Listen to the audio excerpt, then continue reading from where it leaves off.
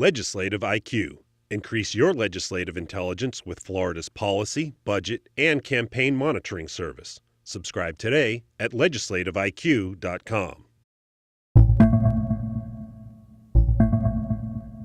At our first event, Brandon Wolf is a survivor of the Pulse nightclub shooting.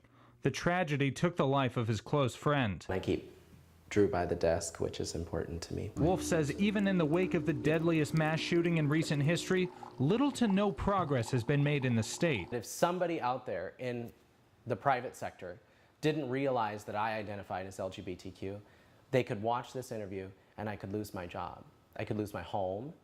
I could be denied access to public accommodations. That is appalling. Florida law does not protect LGBTQ individuals from employment discrimination. Activists with Equality Florida say the governor promised an executive order to extend protections to state employees and contractors, but has since pulled back.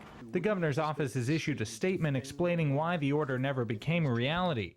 In accordance with federal guidelines, the order says in part, Florida state agencies do not discriminate on the basis of sexual orientation. State Representative Carlos Guillermo Smith says Scott's statement isn't backed up by solid legislation or policy. It requires explanation, it requires proof, and he needs to answer why he has not delivered on the executive order that was promised. At least 11 counties and 33 cities in the state have passed their own local ordinances guaranteeing employment protections for LGBTQ individuals in both the private and public sector.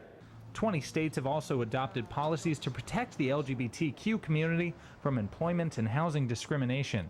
In Tallahassee, I'm Jake Stofan.